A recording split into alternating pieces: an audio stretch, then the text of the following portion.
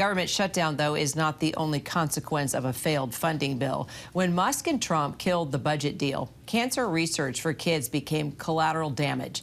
Damage families like the Goodmans understand all too well. When Nancy Goodman lost her 8-year-old son, Jacob, to an aggressive form of brain cancer, she decided to spend the rest of her life fighting for the research and treatments that could have saved him. She thought she had secured that funding, and then the tweets started. Nancy Goodman joins me now.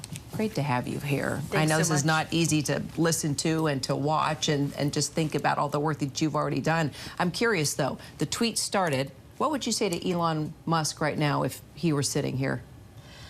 You know, I have no idea, Kira. This is the first time in my life I've ever been asked a political question, so it's really not my expertise. My expertise really is just my experience of having a child who, you know, Jacob, one minute he's healthy, is a healthy, you know, cute 8-year-old boy, and the next minute he was a profoundly ill child with a brain cancer.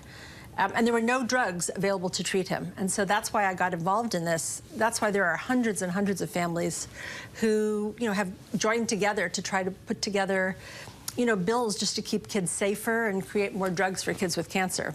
So what I'm really worried about is that our bills got cut. And so what's going to happen tomorrow is there'll be some child diagnosed with cancer, and she's not going to get the treatment she needs.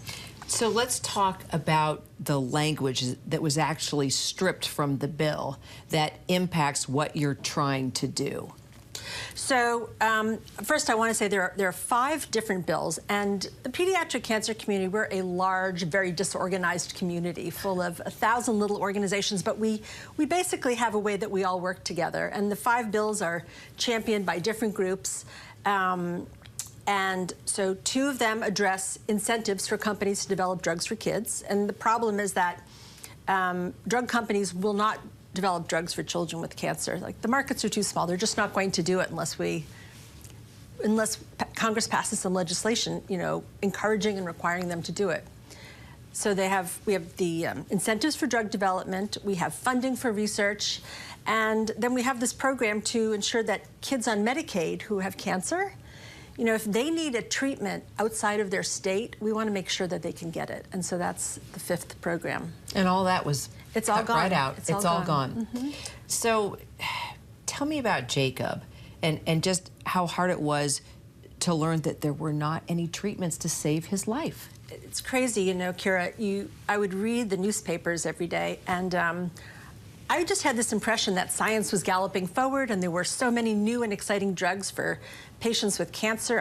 I didn't really used to read those articles very carefully, but I had this general understanding that things were fine. We talk about it so much, yeah. And we raise so much money for it, and there's, you know, American Cancer Society is so huge. Exactly, and I thought that, you know, all these kids got cured of cancer when they were diagnosed. And then my son was diagnosed with this brain cancer. There were no FDA-approved drugs for his cancer, and there still aren't. You know, it just seems crazy. It's crazy. To me. It's just crazy. And so Jacob's doctors gave him, you know, a set of drugs.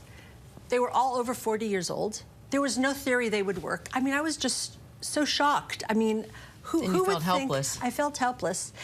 And then, you know, you fall into this awful experience where your community is suddenly, you know, moms whose kids have brain cancer, or who had brain cancer, and you realize, like, they are never going to live a normal, healthy life again. Like, the best we can hope for, if he gets, you know, if Jacob had gotten cured, the word for cure is really like some kid with severe learning disabilities. He wouldn't have grown to a, you know, he would have grown to a height that's sort of not in the normal range of heights, with, you know, spasticity in his movement, in a wheelchair, with a funny voice. You know, kids don't get cured to be healthy. And then, you know, Jacob didn't even get cured. And it was just crushing. I just had no idea that companies weren't developing drugs for kids with cancer. I wish the head of these companies would just walk through a cancer ward and meet all these children and see what they're dealing with, to see for themselves how they could make such a difference and save a life. So my next question is, what's your backup plan now? What do you do next? I have no idea. I mean, honestly, when I learned that our bills were cut from the continuing resolution, I was just shocked and devastated. And I'm not a Capitol Hill person, you know, so I'm just waiting to Yeah, you're not a politician. You're a mom who's fighting for what's right to save kids' lives. I don't really know how we're going to get them all passed. I just really hope there's some path forward. Well, I know your advocacy will never stop, and neither will all the others around you. And you always have us to come up here and talk about your platform. Thank you, Kara. Appreciate it. Appreciate your time today. Thank you.